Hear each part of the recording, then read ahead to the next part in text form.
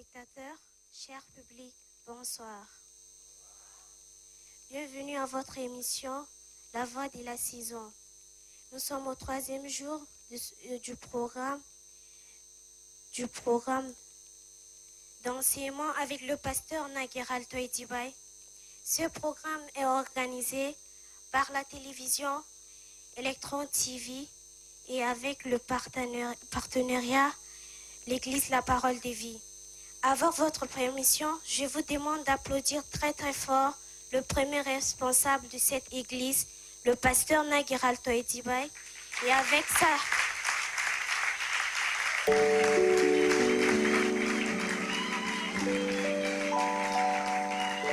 sa charmante épouse, Soraya Naguéral. Bonsoir papa, bonsoir maman. Chers téléspectateurs, nous vous rappelons que le thème de ce programme est la famille selon Dieu. Nous vous invitons à rester avec nous sur votre chaîne Electron TV. Sans plus tarder, nous allons inviter la chorale à nous conduire dans un moment de louange. Que Dieu vous bénisse.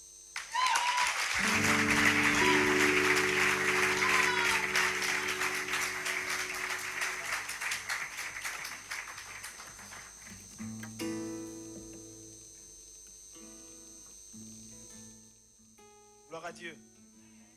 Quelqu'un dit avec moi, qui est semblable au lion à l'agneau de Judas?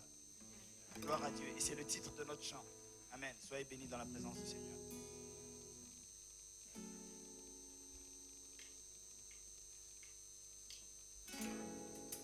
Qui est semblable au lion à l'agneau, assis sur le trône. Ouais. Les monts s'inclinent, et l'océan rugit devant le Seigneur. Encore une fois.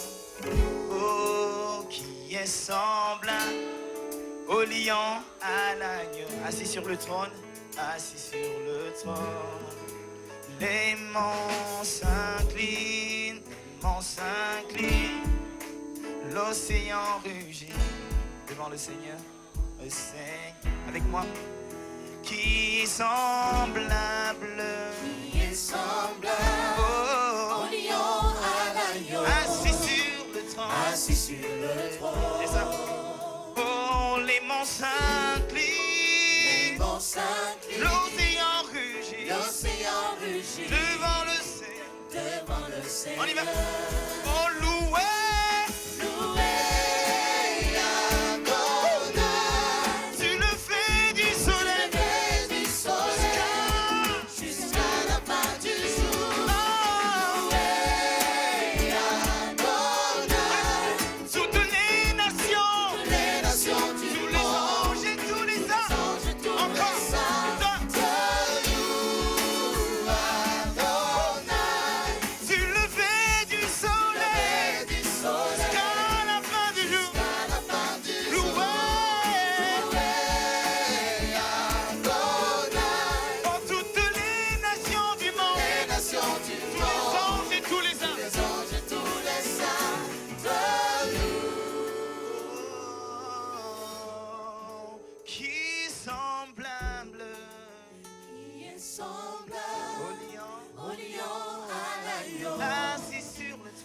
Sur le trône, les monts s'inclinent,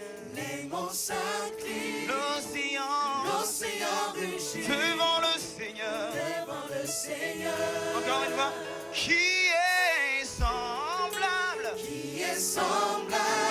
au lion à l'agneau, assis sur le trône. Les monts s'inclinent, l'océan rugit devant le Seigneur. Oh, loué, Adonai, tu lever du soleil, jusqu'à la fin du jour. loué, Adonai, toutes les nations du monde, tous les anges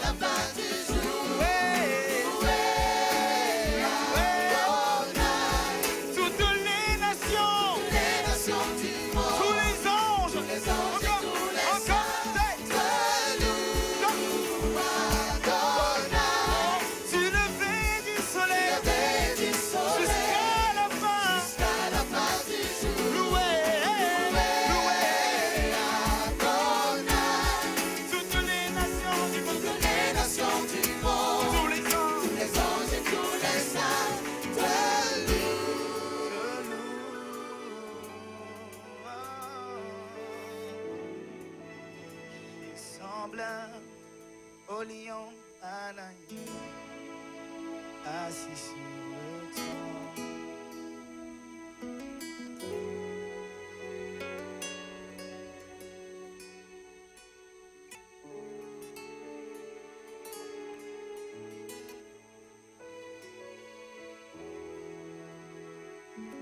Gloire à Dieu. Glorifions le Seigneur par une offrande d'acclamation. Le nom du Seigneur soit glorifié. Nous bénissons le Seigneur qui nous donne l'opportunité de continuer. Nous serons ensemble jusqu'à demain. Nous voulons glorifier le Seigneur et saluer tous les téléspectateurs et téléspectatrices.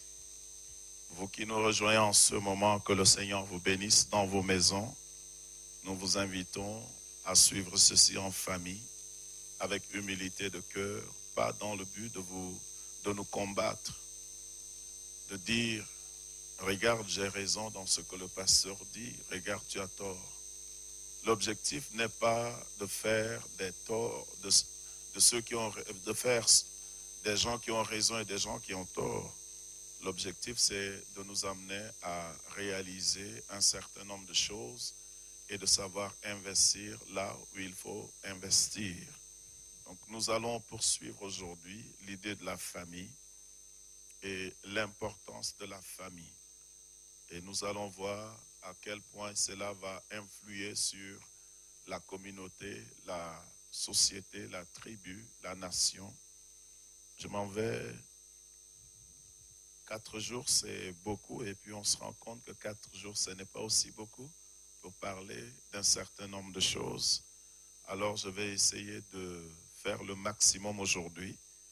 Donc, je vais prier le Seigneur et nous allons commencer. Nous voulons te dire merci pour ta grâce, merci pour tes bienfaits. Nous voulons, au nom de Jésus, nous remettre entre tes mains, de confier toutes les familles qui nous suivent en ce moment. Au nom de Jésus, Amen. Je voudrais qu'on acclame très fort pour notre fille qui vient de présenter. Waouh! Bravo, félicitations. Que le Seigneur te bénisse. Comme nous parlons de famille, nous ne pouvons pas parler de la famille sans parler des enfants. C'est pour ça que le premier jour, vous avez vu qu'un papa a introduit, n'est-ce pas, cette rencontre. Le deuxième jour, vous avez une fille qui a introduit, donc une fille majeure. Et aujourd'hui, nous avons une qui commence son adolescence, qui a présenté l'émission. Et demain, un papa reviendra, n'est-ce pas, pour clôturer. Gloire à Dieu. Donc, nous avons 2 filles et 2 papas. Les garçons prochainement. Gloire à Dieu. Nous disons merci à Dieu pour la présence des uns et des autres. J'ai tellement de passages bibliques, je ne sais pas lesquels exactement. Nous allons d'abord lire restons dans Genèse.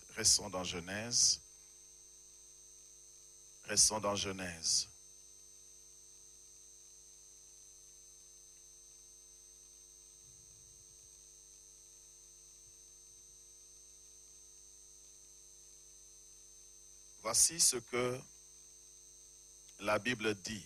Genèse 5. Donc nous sommes arrêtés hier avec le point comme quoi les enfants apprennent par imitation et que nous devons faire très attention à ce que nous faisons, ce que nous disons en présence des enfants. Les enfants apprennent par imitation. La Bible dit, soyez les imitateurs de Dieu. Paul dit quelque part à ses fils spirituels, soyez mes imitateurs comme moi-même, je le suis de Dieu. Donc tout ce que nous faisons, les enfants les pratiquent. Parce que chacun de nous est un héros aux yeux d'un enfant. Chaque adulte est un héros. Les enfants croient que tous les adultes sont forts. Les enfants croient que tous les adultes sont courageux. Les enfants croient que tous les adultes ne pleurent pas. Quand j'étais petit, je pensais que mon papa était invincible, qu'il ne pleurait pas. jusqu'à ce que j'ai vu mon papa pleurer quand il avait perdu un neveu qu'il aimait beaucoup. Il a pleuré à haute voix. J'ai réalisé autre chose. Donc les enfants nous observent et chacun de nous est un héros. Donc ne détruis pas ton témoignage auprès d'un enfant par ce que tu fais, par ce que tu dis. Gloire à Dieu. Voici ce que la Bible dit. Genèse 1, verset 1 jusqu'au verset 4. Voici le livre de la postérité d'Adam. Genèse 5. Hein. Lorsque Dieu créa l'homme, il le fit à la ressemblance de Dieu. Il créa l'homme et la femme. Il les bénit et il les appela du nom d'homme lorsqu'ils furent créés.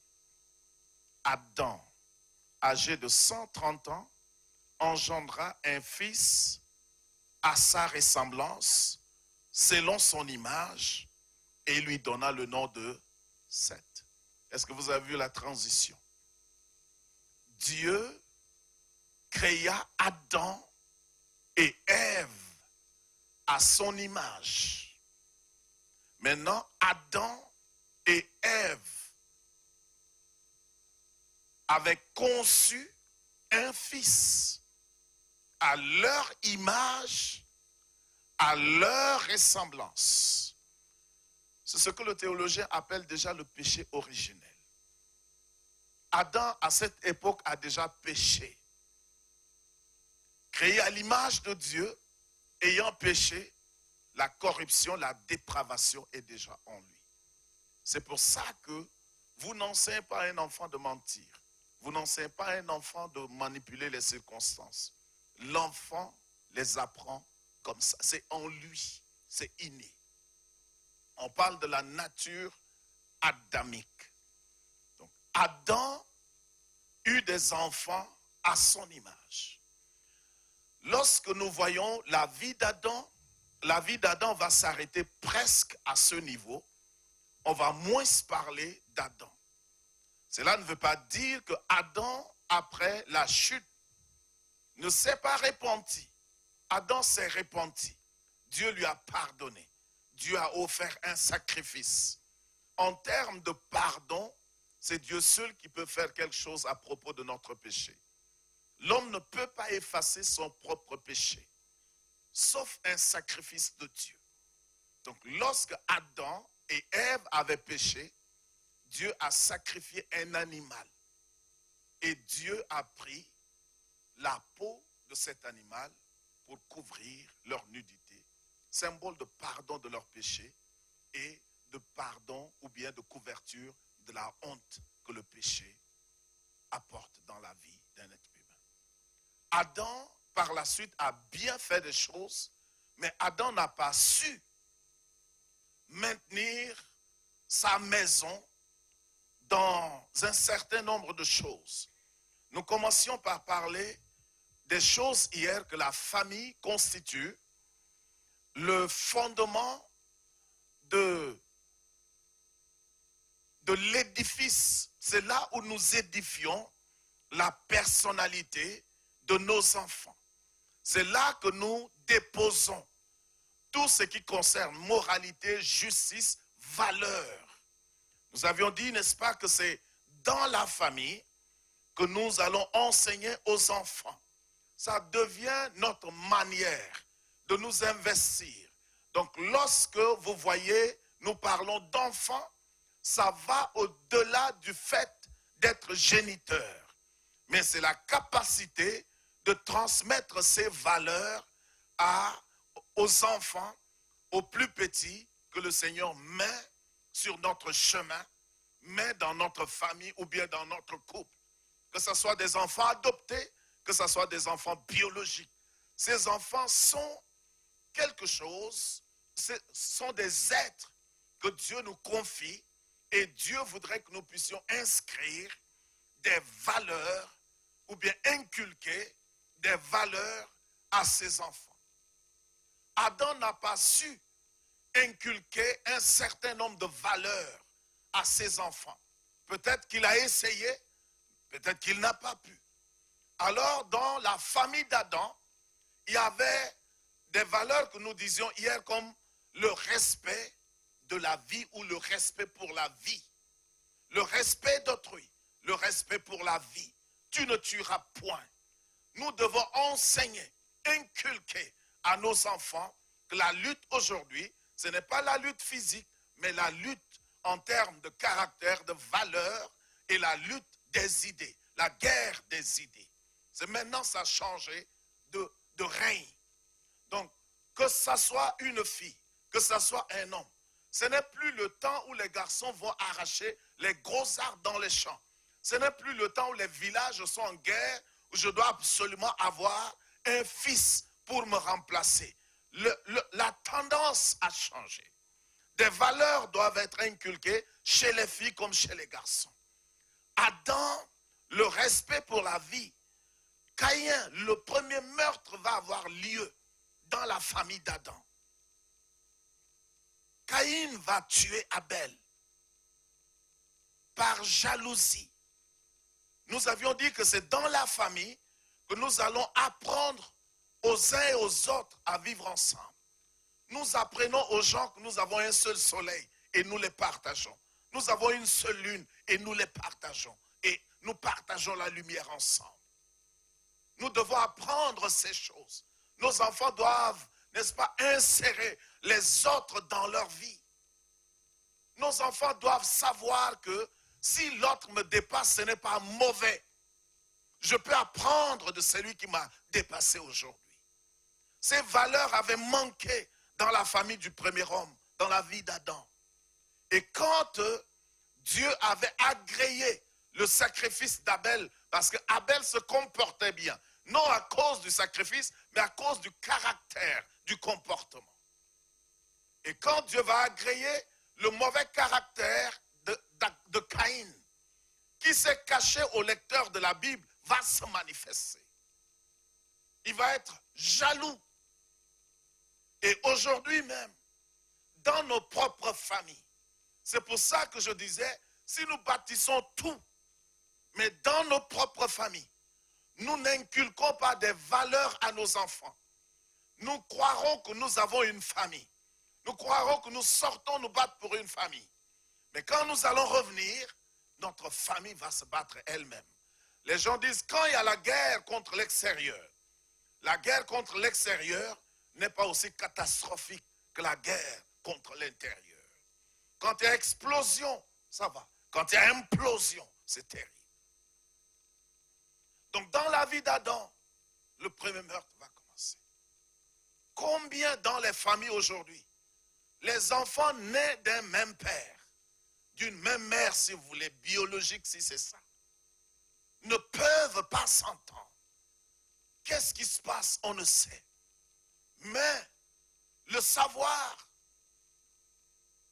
on ne sait, mais ce qu'il faut, c'est de savoir aujourd'hui qu'il est important de faire un certain nombre de choses pour que nos enfants apprennent à vivre ensemble.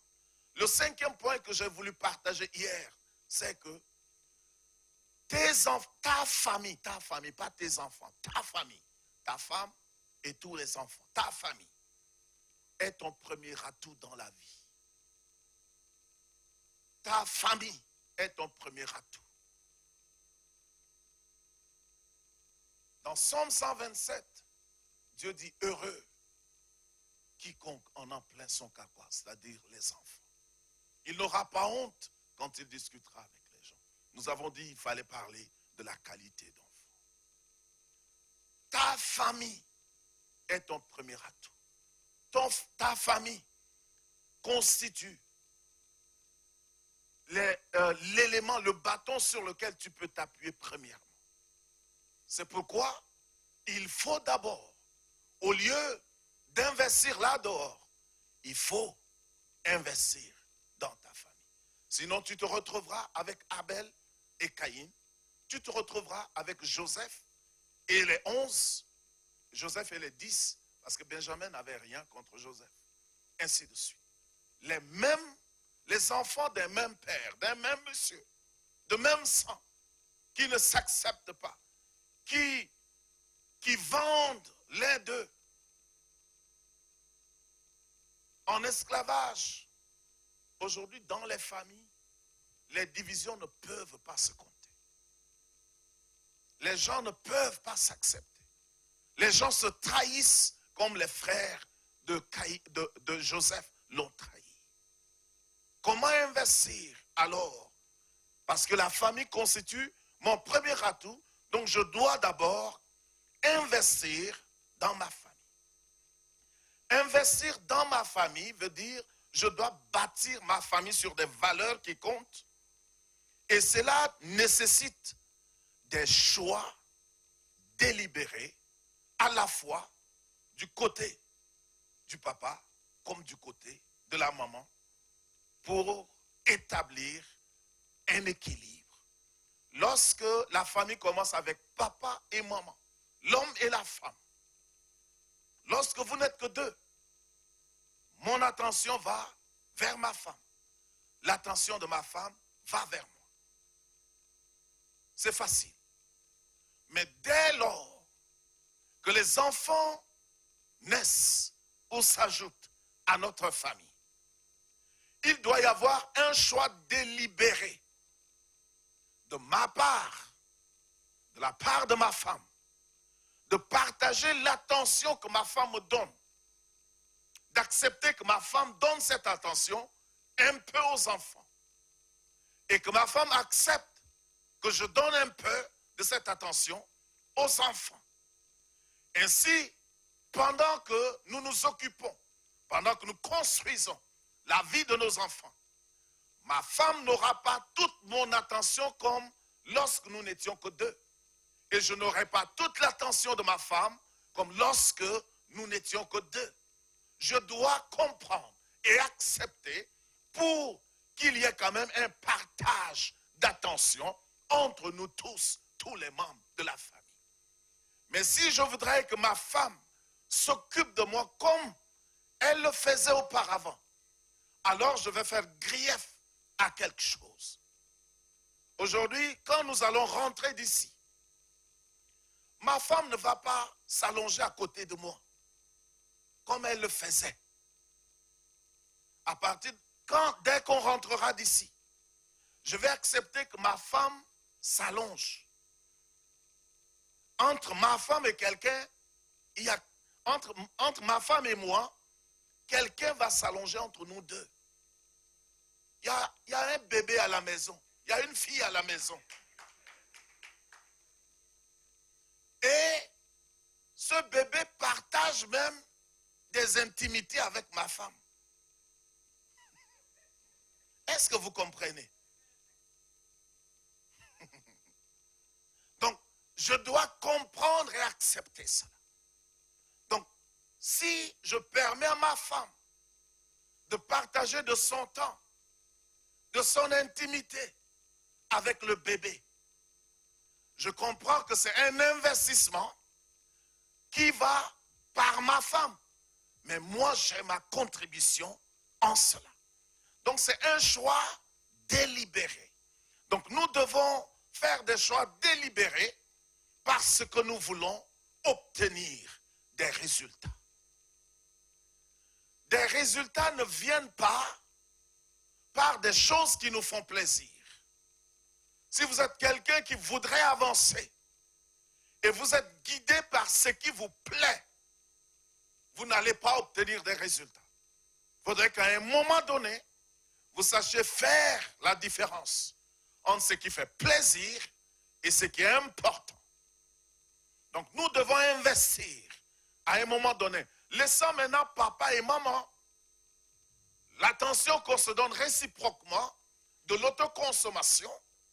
Maintenant nous devons produire. Nous voulons, ma femme et moi, produire une famille, bâtir une famille qui puisse avoir de l'influence. Les enfants, je disais hier que quand vous voyez une société, quand vous voyez une tribu, quand vous voyez une nation, les gens se comportent comme ils se comportent. Regardez ce qui se passe à la maison dans les tribus, et ainsi de suite. Voici comment les nations sont organisées. Lisons un truc dans un verset que j'appelle un truc. Je m'excuse. Lisons un verset dans Genèse 10, verset 20. Comment une nation était organisée là. La Bible dit, ce sont là les fils de Cham, selon leur famille, au pluriel, selon leur langue, selon leur pays, selon leur nation. Les nations sont organisées selon les familles, selon les langues, donc selon les langues, selon leur pays. Donc, vous voyez un peu comment ça part. Tout part d'une famille. Tout part d'une famille. Israël est parti d'une famille. Jacob, qui a donné, le nom est devenu Israël, avec les 12 tribus gouvernant là. Donc, tout part d'une famille. Donc, quand vous sortez là, vous et moi, quand nous sortons, si nous nous comportons très mal, les gens vont dire, mais c'est le fils de qui? Quand nous nous comportons très bien, les gens vont dire, mais c'est le fils de qui?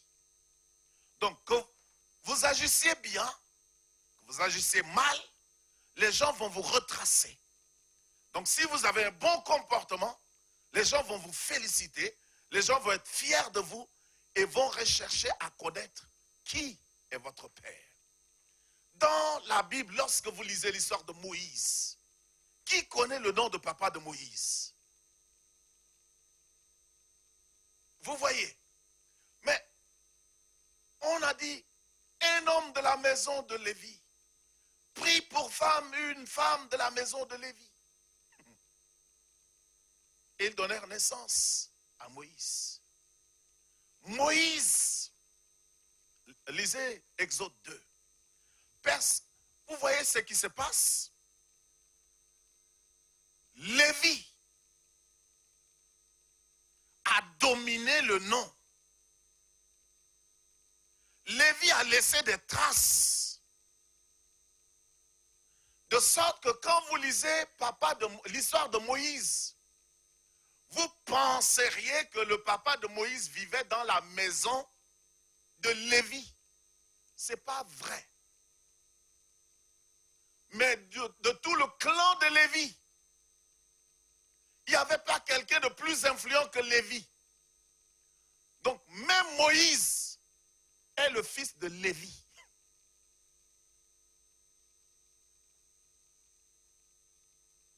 Est-ce que vous voyez? D'où l'importance de bâtir des enfants de qualité qu'on envoie dehors. Si personne ne te connaît, mais ton enfant réalise quelque chose, on te connaîtra. Donc il est important d'investir. Je suis en train de poursuivre l'importance d'investir dans la vie de nos enfants. Il faut investir en temps. Les domaines dans lesquels il faut investir. Il faut donner du temps aux enfants.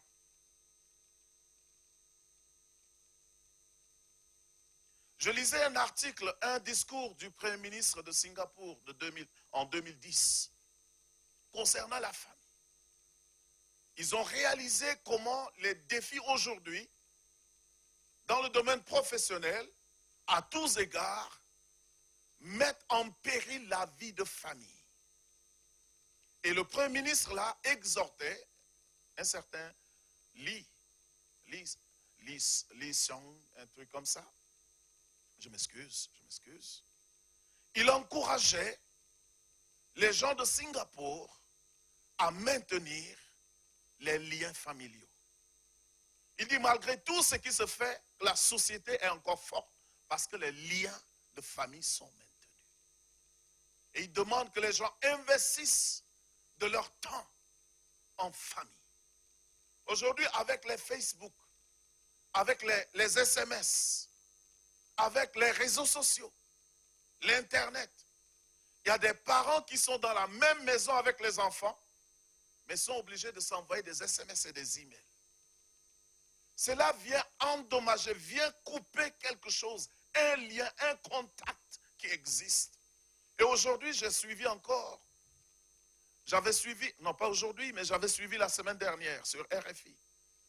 Que si les gens pensent que les réseaux sociaux rendent les gens intelligents, que c'est plutôt le contraire selon les spécialistes. C'est plutôt le contraire. Donc, nous devons, maintenant que les réseaux sociaux sollicitent nos enfants, maintenant que la télévision sollicite nos enfants, l'école, vous verrez aussi que vos enfants, en allant à l'école, ils ramènent à la maison des comportements que vous ne leur avez pas, des valeurs que vous ne leur avez pas communiquées. Mon dernier garçon articulait très bien les mots. Mais depuis qu'on l'a inscrit à la maternelle, il ne parvient plus à très bien articuler les mots et il mélange le patois avec d'autres patois. Mélange de valeurs totales. Et il faudrait que nous ayons du temps pour pouvoir corriger ce qu'il faut et ce qu'il ne faut pas. Il y a des choses aujourd'hui qui demandent. Alors papa et maman doivent s'arranger. Doivent s'arranger. Et tout ça, ce sont des choix délibérés. Les autres ont un avantage. Les Européens ont un avantage sur nous de consacrer du temps aux enfants. Et chez nous en Afrique, c'est très compliqué. Quand le bébé pleure, amène-le à sa maman. Les hommes veulent parler ce que les hommes disent. Donc, les hommes ne gèrent pas les enfants. Trop ils peuvent, pour écourter le débat, ils deviennent violents avec les enfants. Et c'est tout. Mais prendre le temps avec patience et communiquer des valeurs aux enfants, ça nous manque aujourd'hui. Dans nos familles aujourd'hui, papa travaille, maman travaille. Mais nous devons faire un choix délibéré. Si le travail de papa est très exigeant, maman doit comprendre et se donner volontairement aux enfants pour qu'il y ait de l'équilibre. Et papa, pendant le week-end ou bien le soir quand le papa rentre, vous voyez, parfois on rentre fatigué, moi-même qui vous parle. On rentre fatigué et la seule chose qu'on veut, c'est de dormir. Donc quand l'enfant vient, s'il te plaît, je veux dormir un peu d'abord. Or, l'enfant t'a attendu toute la journée. Quand tu arrives, lui, il veut de son temps, mais ce n'est pas de ta faute. Tu arrives fatigué. Comment faire? Il faut essayer de voir en quel jour je peux donner un temps de qualité à mes enfants. Je crois que nous, les Africains aussi, nous devons insérer dans nos mœurs, dans nos cultures, l'idée de vacances avec les enfants. Je ne vous le dis pas, mais j'étais en vacances avec mes enfants. Où? Pas en France. Au village. Un village que vous ne localiserez jamais sur la carte du Tchad. Mais quand on y était arrivé, je n'avais jamais vu mes enfants heureux de la sorte. Filles comme garçons. Filles comme garçons. Et on faisait des choses que... Mais les enfants pouvaient courir dans la brousse, aller cueillir des fruits. Tout ça. Mais tu te dis, mais... Alors, mais j'étais en train de priver mes enfants de beaucoup de choses. Et moi-même, les enfants pouvaient me taquiner. Vous voyez, quand vous me voyez ici, c'est trop sérieux, n'est-ce pas? Même quand mes fils veulent venir, les protocoles ne vont pas les laisser venir. Vous voyez ça? Moi, j'aimerais parfois prêcher comme ça et que mes enfants soient avec moi. Parce que l'enfant, c'est quoi? L'enfant prend l'adulte comme un exemple. Et si vous n'êtes pas là pour votre enfant, l'enfant va imiter l'adulte qui est très près de lui. C'est pour ça qu'on étudie des textes bibliques. Et quand vous évaluez, vous-même vous le savez, la plupart de nous les pasteurs, nos enfants sont pires que les enfants des païens. Pourquoi? Parce que nous n'avons pas de temps. Nous avons de temps pour l'extérieur. Alors qu'à l'intérieur, nous ne communiquons pas des valeurs chrétiennes. Donc comme les enfants n'ont pas reçu des valeurs chrétiennes, et nous voulons éduquer le monde dehors, derrière, c'est grave. Donc voilà la réalité de la chose. Il est important que nous puissions établir un équilibre et investir du temps.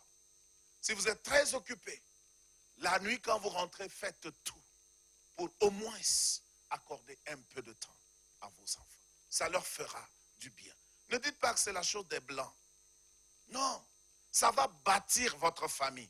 Vos enfants vont vous aimer. Vos enfants vont... Il y aura de l'affinité qui va se dégager. Donnons du temps, donnons de l'amour.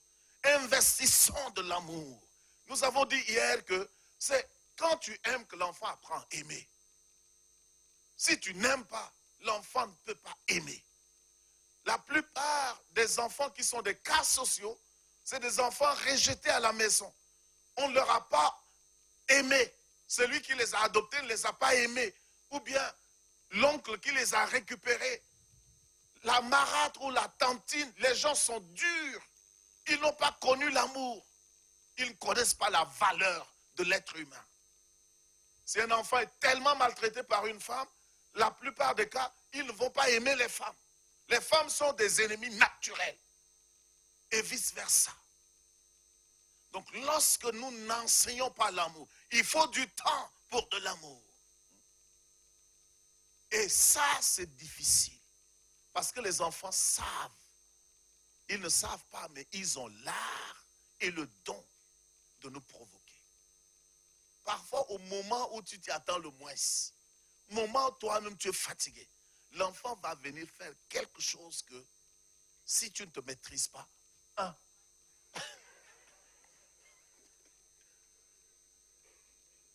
Et ce qui est bizarre avec les enfants, quand tu lui fais ça, lui aussi, quand il sort, quelqu'un part dire, l'enfant, il apprend par imitation. Donc, il est important, si nous ne voulons pas avoir de ces enfants, c'est d'abord construire notre famille, apprendre à leur donner de l'amour et à leur enseigner comment aimer les autres. Cela demande beaucoup de temps. Vous pouvez, parfois, je reviens fatigué, je suis allongé. Et mon fils de 4 ans, il a la vie en lui. Il peut venir, il dit, aujourd'hui je n'ai pas sauté sur le matelas. Et tu sais qu'il va tomber sur toi. Tu es fatigué. Et c'est à toi de savoir te maîtriser pour lui parler, savoir lui parler. Est-ce que tu agis dans l'amour? Donc, l'éducation des enfants. Donc, nous sommes en train de construire, n'est-ce pas, une nation, une famille. Apprendre aux gens comment vivre ensemble. Apprendre aux gens comment vivre ensemble. Dans notre pays, il y a une génération qui est née dans la guerre, qui a grandi dans la guerre. Cette génération, quand il y a quelque chose, il te boxe d'abord, il te demande qu'est-ce que tu as dit. Il n'a pas compris ce que tu lui as dit, mais il te boxe et il te demande qu'est-ce que tu as dit. Les gens nerveux sont nés comme ça. Aujourd'hui, vous ne voyez pas les bagarres. Nous, quand on était adolescents, mais tu ne peux pas sortir du matin au soir sans que les gens ne se soient battus. Et même à l'école, il y avait la violence. Pour peu que quelqu'un te parle, à la rompée. Le mot rompée, là, aujourd'hui, a disparu. Mais à la rompée, on se donne rendez-vous. Et surtout, les gens qui ont des parents, les élèves, les écoliers qui ont des grands frères, ils viennent provoquer gratuitement. Et quand tu réagis, alors tu prends ton ardoise et tu... Donc, les gens étaient nés, on était nés sous la guerre, on a grandi sous la guerre, on était violents. On était violents. Et aujourd'hui, cette génération encore, vous pouvez remarquer dans cette génération, quand on conduit, il conduit mal, il vient entrer devant toi et il t'insulte. Et c'est une génération en guerre. Quand il te voit venir, c'est ton droit. Toi, tu dois passer. Mais il voit que s'il te laisse passer, tu as remporté la guerre. Donc, il fonce. Et c'est à toi de freiner. C'est des choses tristes, mais bon, on observe. Mais ce sont des conséquences de manque d'un certain nombre de choses dès le bas âge. L'amour. Les gens étaient en fuite, les gens étaient en guerre. On ne pouvait pas s'asseoir avec les enfants et communiquer un certain nombre de choses. Comme la génération qui nous a précédés, les parents communiquaient des valeurs autour du feu le soir. Je crois que cette valeur, même s'il n'y a pas de bois, il n'y a pas de feu le soir, il faudrait que nous puissions trouver un créneau où toute la famille reste ensemble. Et je pense, en cette période difficile, je crois que le fait de manger ensemble doit être obligatoire dans les familles. Manger ensemble. Que tu sois malade ou pas, tu dois venir à cette table. Ça doit être une règle. Comme ça, nous venons, nous restons ensemble, nous prions ensemble le Seigneur. Vous voyez, il y a des grandes personnes, fils des anciens, fils des pasteurs. Demandez-leur de prier sur le repas. Les lèvres vont trembloter. Ils ne savent pas prier. Pourquoi? Parce que ils n'ont pas cette culture. Personne ne leur enseigne ça. Mais si on reste ensemble dans la communion, dans la fraternité, et quelqu'un prie, alors ça renforce. Vous voyez, quand bien nous avons des différends, mais quand nous venons ensemble autour d'une même table, le repas a une force. Vous voyez ça? Et quand vous invoquez encore le nom du Seigneur, quelle que soit la colère, il y a quelque chose qui baisse quand même. Il y a quelque chose qui doit dire, ta colère là, on vient de prier. Ta colère là, tu ne peux pas prier avec une colère comme ça. Il y a quelque chose qui nous permet de nous pardonner, de nous tolérer et de continuer par vivre ensemble. Aujourd'hui, les deux tout petits, 2 ans, 4 ans, ils savent prier sur le repas. Et à un moment donné, si quelqu'un d'autre prie, c'est un problème. Donc nous tous, on leur laisse le choix. Ils prient. Quand c'est le plus jeune qui prie, le plus grand est mécontent. Donc on dit, toi tu pries, l'autre il prie. Même prière, même table, et on continue. Un jour maintenant, on va dedans pour dormir. Je dis, ok, prions avant de dormir. Merci Seigneur, bénis ce repas. Au nom de Jésus.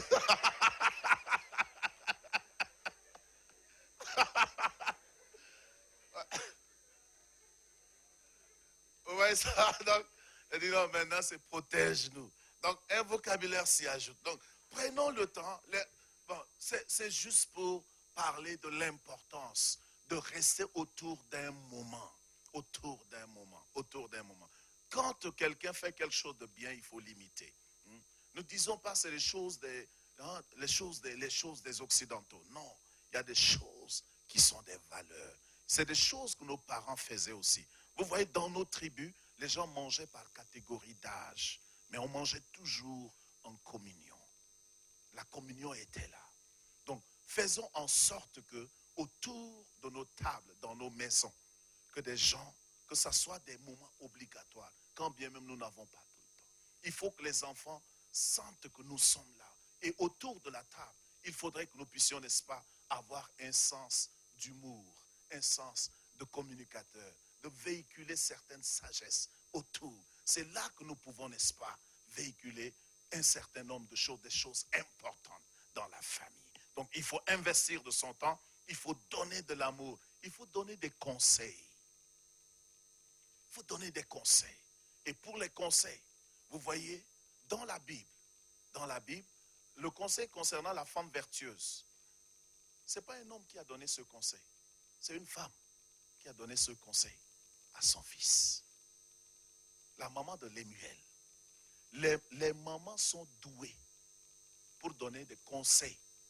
Les mamans peuvent dire à leur fils quel genre de femme il faut pour un homme.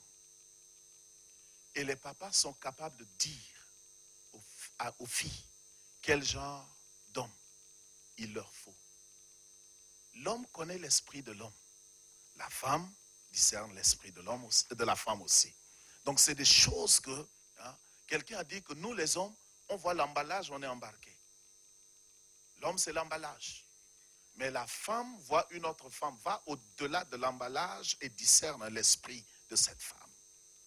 Et te dit, fais attention mon fils, cette fille, je ne la sens pas. Cette fille, Maintenant, ce n'est pas pour que les mamans aillent maintenant s'interposer, s'opposer carrément. Ce n'est pas ce que je dis. Mais c'est des conseils. Nous pouvons conseiller. Nous pouvons conseiller. Nous pouvons partager les expériences. Même le choix des métiers. Il y a des parents qui ne savent même pas quelle carrière voudraient entreprendre leurs enfants. Qu'est-ce que tu veux devenir? Papa n'a jamais posé une telle question. Donc, le point que je débat, c'est conseil et soin. Conseil et attention. Il faut que les enfants sachent qu'on prête attention à ce qu'ils font. Une fille a dit que elle a grandi avec un manque en elle, avec un vide. Parce qu'arrivée à l'université, son papa ne savait pas qu'elle est à l'université. Donc, elle a grandi comme ça. Imaginez, votre enfant vient de vous dire, j'ai le bac. Ah bon, quelle série? Donc, nous n'avons pas le temps. Même, moi qui vous parle, contrôler les cahiers, les notes des enfants. Par moments, il m'arrive, par des moments de grâce extrême de la part de Dieu, je pose un certain nombre de questions sensées aux enfants. Même si je sais à peu près ce que chacune de mes enfants veut devenir, il est difficile pour moi de demander quelles sont les notes que vous avez eues aujourd'hui, comment est-ce que tu lis, quelle est ta méthodologie, toutes ces choses. Si nous, les papas, nous ne nous investissons pas et enseigner même ces petites choses-là à nos enfants, prendre soin, qu'est-ce que vous avez fait aujourd'hui à l'école? Que veut dire ceci? Si nous ne prenons pas le soin de donner de l'attention aux enfants à ce point-là, les enfants vont voir qu'on ne fait pas attention à ce qu'ils veulent. Un jour, un de nos enseignants nous a raconté un cas qu'il a géré. Donc, donner de l'attention. Savoir ce que l'enfant aime, savoir ce que l'enfant veut. Alors, un homme et son fils, tellement habitués, des gens qui s'aimaient très bien, étaient devenus des ennemis jurés, des ennemis. Et le psychologue a cherché la cause. Même pour les rapprocher, ça avait été difficile. À la fin, quelle était la cause? Le papa jouait au football avec l'enfant tous les jeudis. Et ce jeudi-là, l'enfant voulait vraiment que son papa joue. C'était plus un enfant, un adolescent, avec lui ce jeudi-là. Et papa n'avait pas prêté attention à ça. Et c'était tout. Même nous les adultes, quand nous parlons et que quelqu'un ne nous prête pas attention, ça nous fait mal, n'est-ce pas? La même chose. Donc nous devons donner des conseils aux gens. À nos enfants. À nos enfants. Nous ne leur imposons rien. Il y a des choses que nous devons imposer aux enfants, d'accord? Parce qu'ils ne savent pas. Mais par moments, il faut les guider et leur donner de l'attention. Je suis en train d'éponger tout mon temps sur ce point. Et l'investissement en termes d'argent, en termes de finances. Aujourd'hui, dans nos sociétés, je vais repartir d'abord au village. Quand j'étais petit dans certaines familles, dans ma famille peut-être c'est différent, parce qu'on mangeait par catégorie d'âge. Mes grands frères auraient vécu ça, mais moi, à notre époque déjà, je n'ai pas connu ça. Les gens, les papas disent qu'ils vont travailler dans les champs, là, c'est pour les enfants. Aujourd'hui, en ville, quand on va travailler, on dit c'est pour les enfants. Mais nous-mêmes, nous consommons 95%. Les enfants ne voient rien. Quand je finis au boulot, mes amis sont où? Donc le boulot là, ce n'est pas pour la famille, mais c'est pour soi-même. Il y en a qui veulent se convaincre qu'ils ont réussi. Donc quand ils gagnent, ils vont faire des choses qui leur prouvent qu'ils sont différents.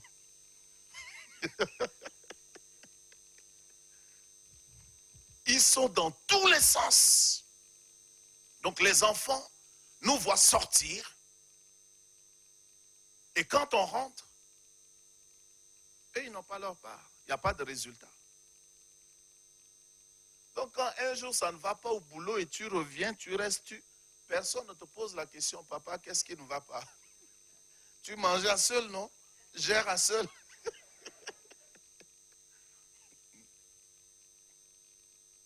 Donc il est important que nos investissements aillent dans le sens de nos enfants. Leur acheter le minimum. Surtout savoir que papa, que les enfants ne s'inquiètent pas si on peut en ce qui concerne la nourriture. En ce qui concerne la santé. Si je suis malade, papa peut m'acheter aspirine de 100 francs. Même si papa ne peut pas m'en acheter, l'attitude de papa peut me prouver que au moins nos investissements, les livres, l'école, investissons. Si quelqu'un nourrit, te nourrit en connaissance, la personne t'a fait du bien. Donc, même si nos enfants sont affamés, mais que nous payons la scolarité, nous avons fait quelque chose de bien. Donc, nous devons, n'est-ce pas, prioriser les choses. Et quand nous priorisons les choses, nous devons investir dans cela. Et s'il en reste un surplus, de temps en temps, offrons des cadeaux, des bonnes choses à nos enfants. Offrons des cadeaux, des bonnes choses à nos enfants. Quand nous faisons ainsi, nos enfants vont grandir en étant sûrs d'eux, en étant sûrs. Quand je vois mes enfants, je prends mes filles par exemple. Mes filles, mes filles n'aiment pas, même si leur crème finit, elles peuvent attendre une semaine sans crème. Pourquoi? Elles aiment quand je les amène au supermarché. Elles choisissent leur crème, pas des crèmes différentes. Elles choisissent leur crème, elles viennent au comptoir et c'est papa qui paye. Ah oui? Elles vont se tresser. Elles vont attendre que c'est moi qui aille payer. Il y a un sens. Il y a un sens. Papa est là. Il y a un sens d'épanouissement qui se pose en eux. Une sorte d'assurance. Ils savent que parfois quand les gens me bénissent à l'église, je ne cache pas ce que les gens me donnent à mes enfants.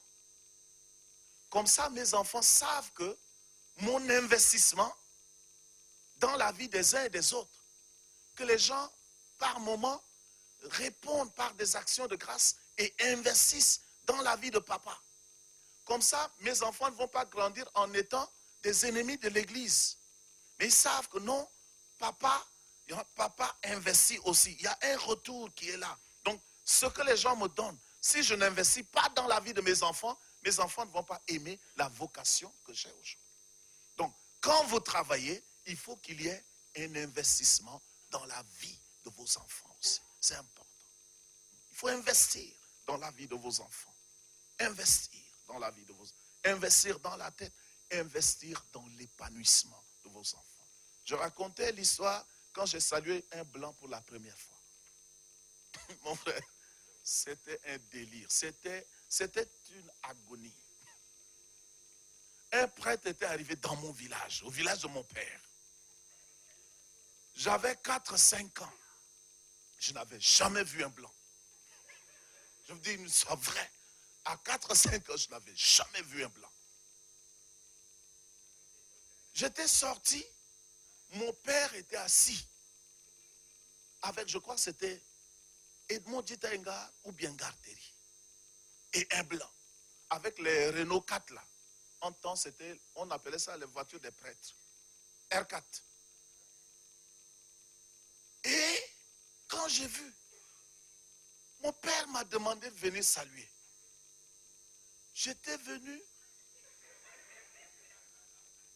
Quand j'étais arrivé près du blanc, j'ai couru, je suis parti. Je suis revenu une deuxième fois. C'était la troisième fois. C'était la présence de mon père qui m'avait rassuré. Je l'ai salué et puis après j'étais parti. Donc quand j'ai eu des enfants, je voulais que mes enfants ne connaissent pas cette histoire.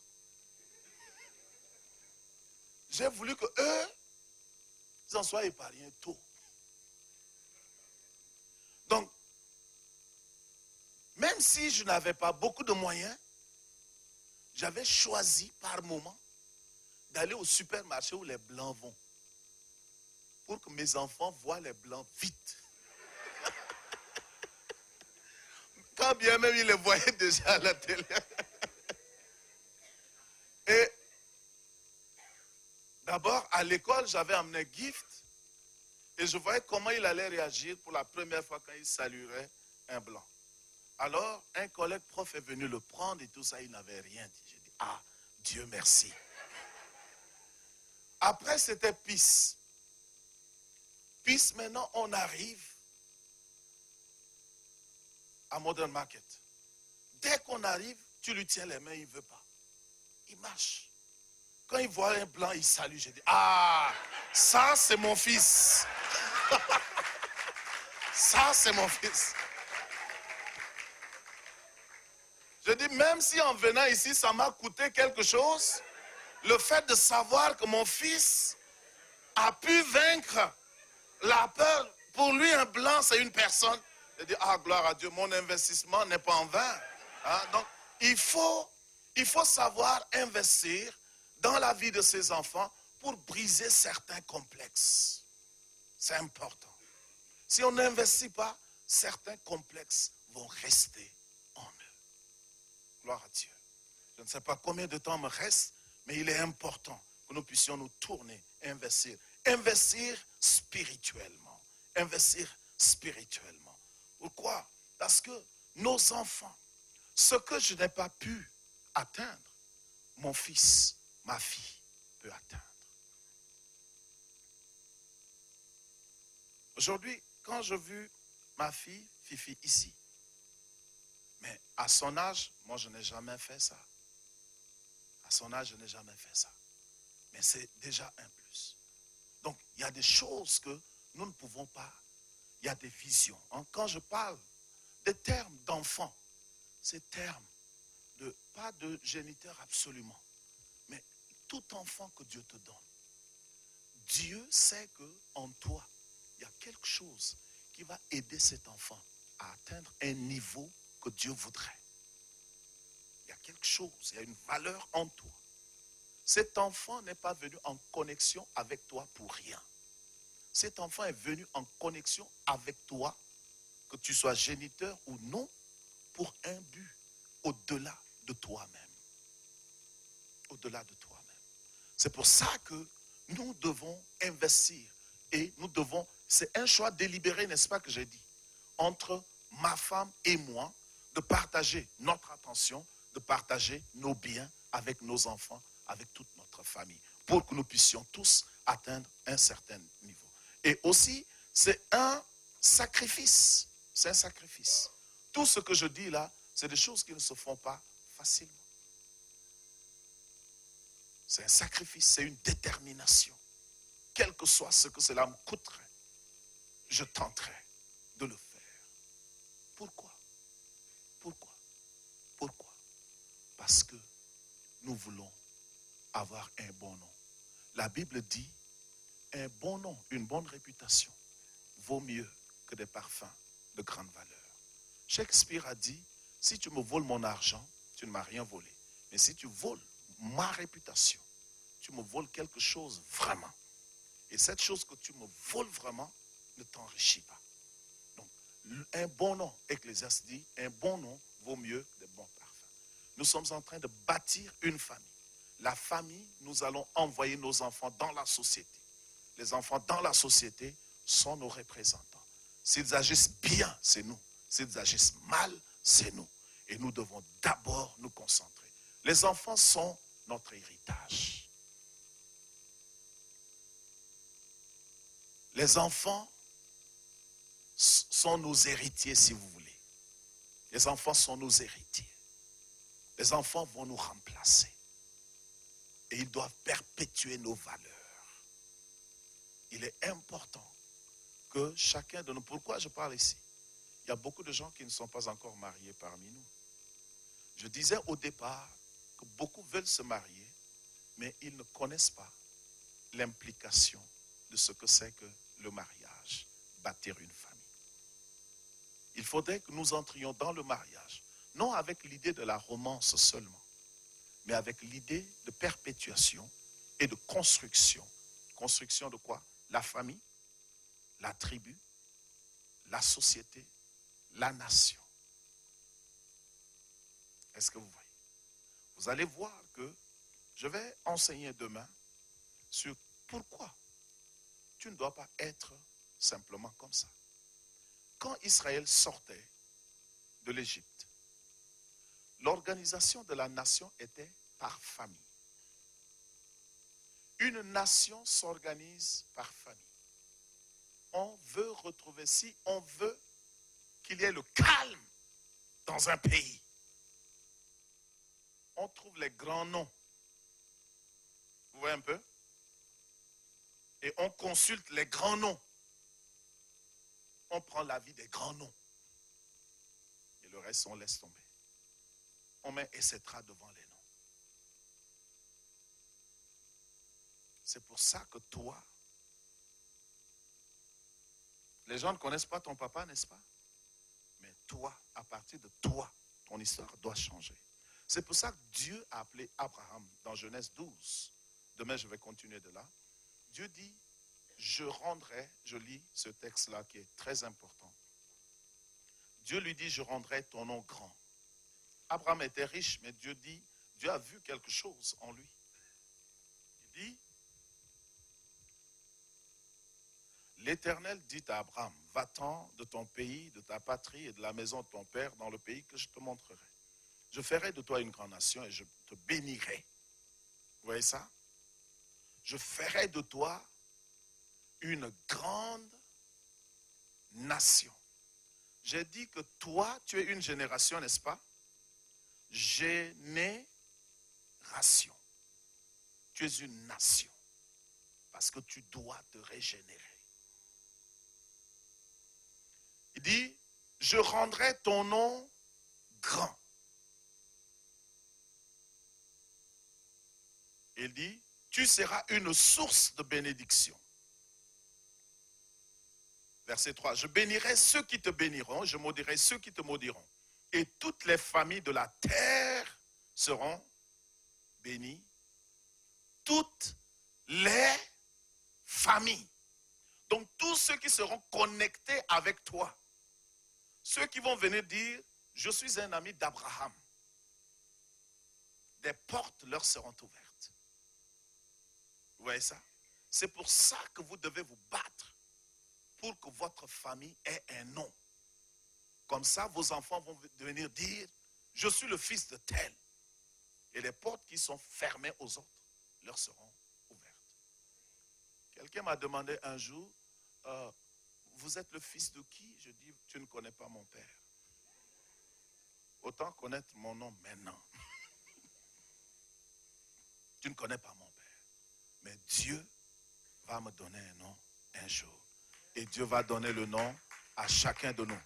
Pourvu que nous ayons le désir de bâtir une famille.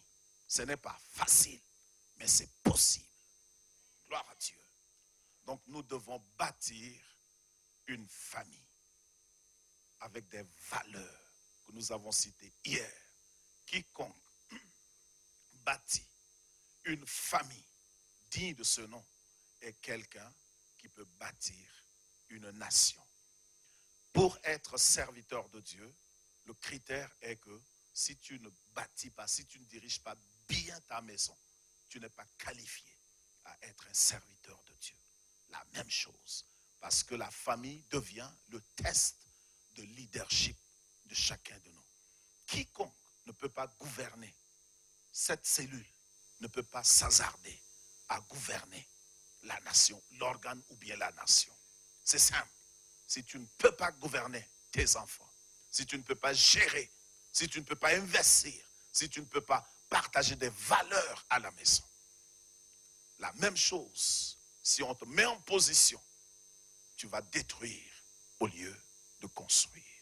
C'est pour ça que nous devons comprendre que pour que les nations marchent bien, nous devons davantage, les nations doivent davantage investir dans ce qui concerne l'éducation au niveau de la famille, aider les ménages, aménager même l'emploi du temps au niveau des emplois pour que les gens aient un peu plus de temps pour les enfants. Parce que c'est ça le futur. Mais si nous multiplions des heures et des heures, si les gens vont et nous produisons une génération qui ne sait pas où est-ce qu'elle est en train d'aller. La Bible dit sans révélation, sans orientation, le peuple périt. Donc si nous n'avons pas le temps d'orienter nos enfants, d'orienter une génération, nous sommes en train d'aller vers des catastrophes. Vous voyez pourquoi aujourd'hui certains groupes marchent, certains groupes qui détruisent les gens. Parce que les enfants sont laissés pour eux-mêmes.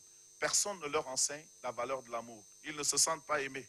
Donc quelqu'un vient leur prouver, leur montrer d'une manière fausse que lui, il les aime bien. Et voici, il les entraîne et ils sont attachés, liés à la personne.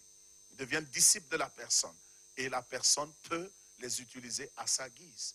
Donc, tant que ces choses ne sont pas considérées, le problème des nations va s'augmenter.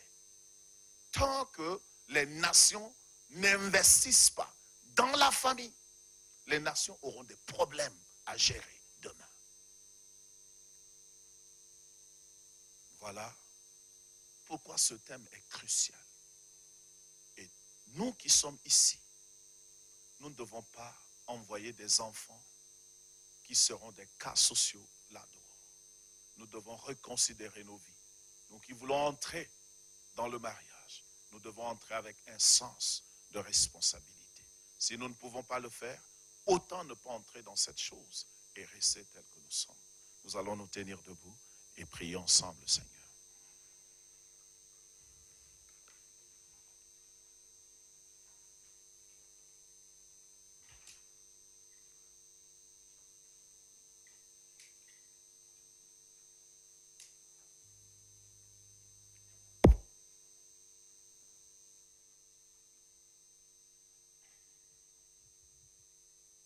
Je voudrais que tu examines ta vie à la maison avec tes enfants.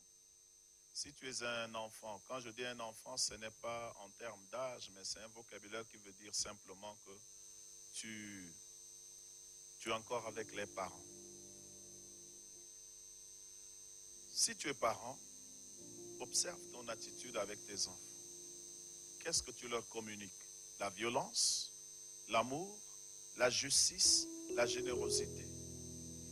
Est-ce que des enfants savent que tu les aimes? Si tu ne démontres pas l'amour, répands-toi et demande à Dieu de t'aider à aller sur des bonnes bases. Que Dieu t'aide à investir de ton temps, le peu que ce soit, mais un temps de qualité. Si tu as un peu de temps avec les enfants, mets-y ton cœur. Investis ton temps, tes conseils, tes orientations, tes finances.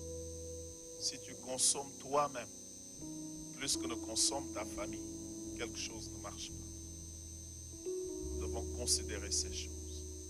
Les enfants qui vivent avec des gens, si vous pensez que les gens ne vous ont pas offert de l'attention comme il le fallait, Ne soyez pas écrit à l'intérieur de vous. Demandez que Dieu vous aide à pardonner et à voir ses parents comme étant vos parents. Ne leur manquez pas de respect. En tant qu'enfant de Dieu maintenant, suivez ces valeurs d'amour, de justice, de générosité, du respect, de la vie. Et que vous puissiez vous-même vous rapprocher de vos parents. Que Dieu vous aide par vos attitudes à emmener les parents à changer. Prie pour toi et prie pour quelqu'un d'autre qui te suit à la télé en ce moment et qui vit la même chose que toi. Que Dieu nous aide. Prions que Dieu nous aide à avoir du temps pour nos enfants, à avoir de la tendresse pour nos enfants, que nous puissions construire une nation, une société d'hommes et de femmes avec des valeurs divines. Prions le Seigneur, utilise tes propres mots, parle en tes propres mots à Dieu.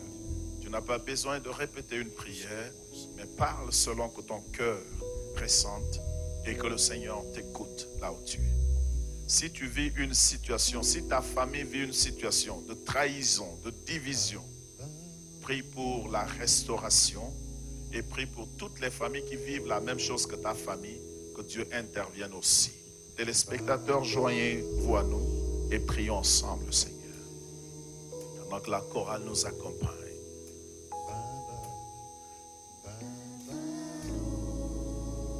Merci, Seigneur. Prie pour ta famille ce soir.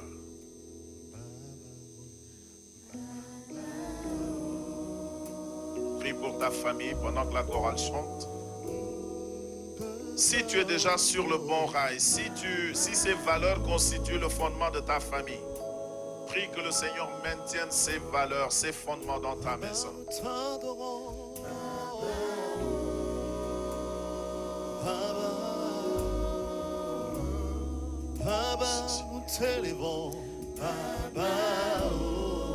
Prions que le Père écoute nos prières et que le Père visite les familles par son Esprit Saint.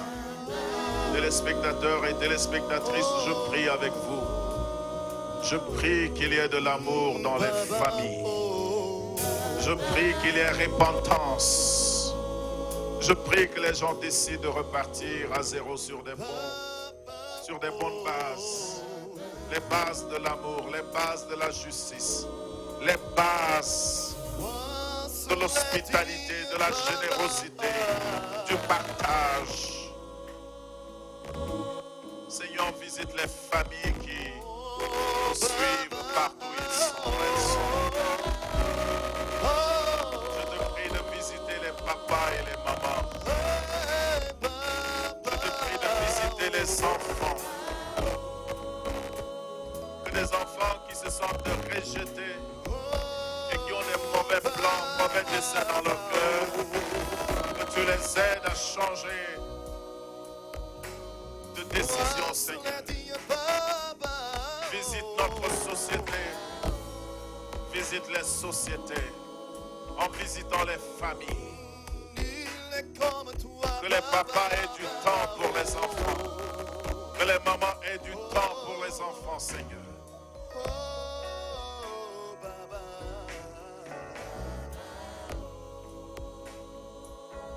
Seigneur, je t'en prie, visite les familles. Seigneur, je t'en prie, visite les familles.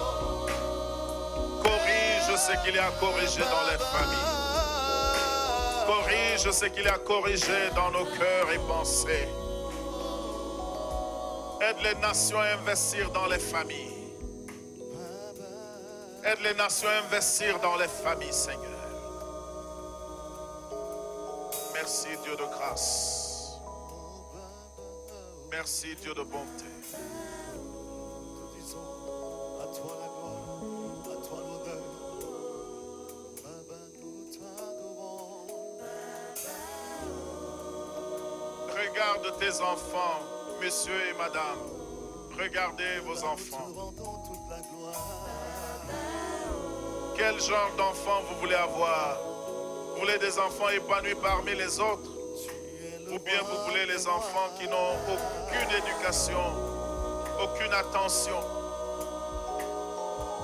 Toi seul, Seigneur, mérite nos Quelle image adorations. voudriez-vous de vos enfants parmi les autres enfants? Voudriez-vous que vos enfants prennent leur place dans les concerts de la nation? Ou bien qu'ils soient du reste? Cela dépend de vous ce soir. Il n'y a pas de raison que vous réussissiez et que vos enfants ne réussissent pas.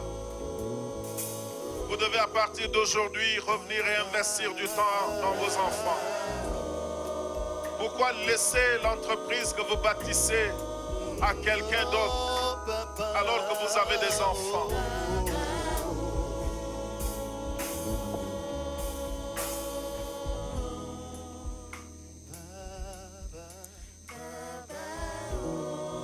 Quel genre d'enfant voulez-vous avoir? Quel futur voudriez-vous donner à vos enfants? Priez le Seigneur. Partout où vous êtes dans vos maisons, priez le Seigneur. Que messieurs et dames se tiennent les mains, se pardonnent et se décident, prennent une décision délibérée d'inclure les enfants dans leur attention, dans leur partage, dans leurs ressources. Oubliez-vous vous-même un peu et partagez ce temps avec les enfants. Ne soyez pas si égoïstes de laisser les enfants dehors. Il y en a qui ne mangent même pas avec leurs enfants. Il y en a qui préparent des bons repas pour eux-mêmes, mais on prépare quelque chose pour les enfants qu'ils ne vérifient même pas. Vous choisissez des meilleures parts pour vous et vous laissez ce qui est à désirer aux enfants. Mais ce sont vos enfants, messieurs et madame. Mangez ensemble avec vos enfants. Partagez le meilleur avec vos enfants. Que Dieu vous aide à témoigner de l'amour. Vous êtes des héros aux yeux de ces enfants. Ne leur démontrez pas autre chose.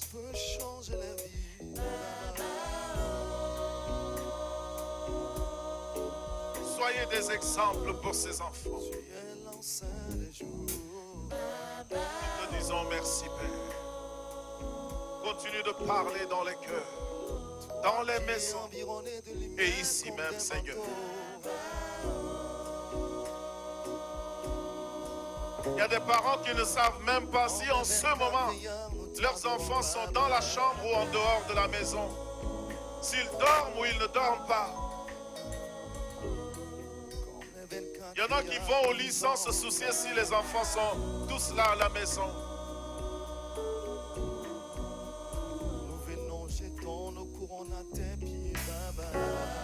Merci Seigneur de toucher les vies. Merci de toucher les cœurs. Vous ne pouvez pas donner du temps plus à vos amis qu'à votre famille. Vous ne rentrez jamais du boulot directement vers les vôtres. Les priorités sont différentes. Et vous espérez que les enfants agissent bien. Vous êtes une personnalité, vous n'avez pas du temps pour les enfants. Et vous supposez que les enfants doivent vous comprendre et bien se comporter. Ça n'arrivera pas sans éducation et sans investissement.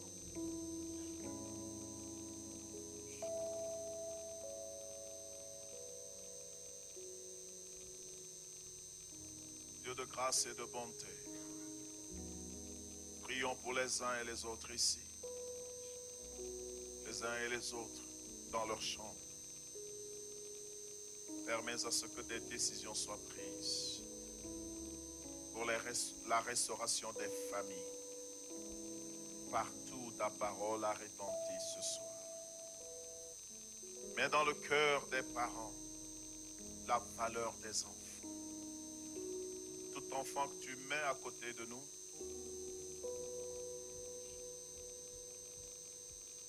mets en nous, Seigneur, l'amour pour eux.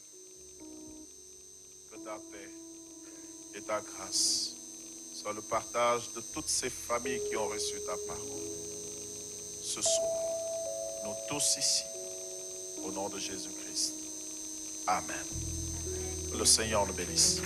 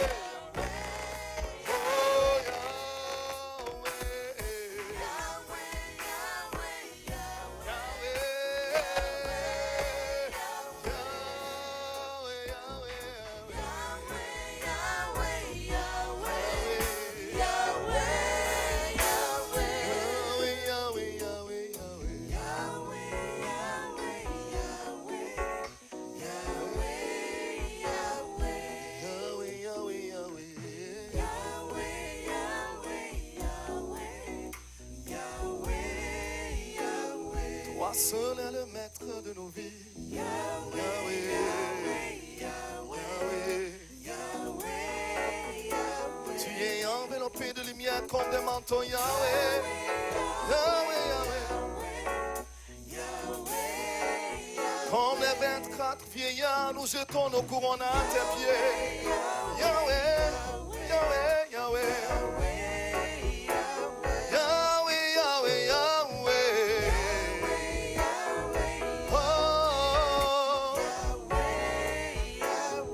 Pas de pareil, tu as le même. Yahweh, Yahweh, Yahweh. Tu vis à jamais. Yahweh, Yahweh, Yahweh, Yahweh.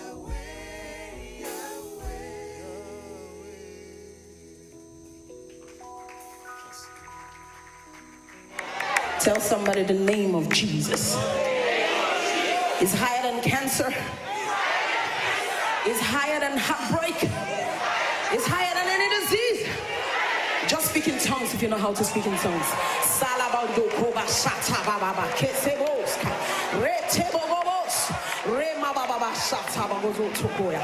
Ha ha ha ha ha ha ha ha ha ha ha. Get ready to be blessed.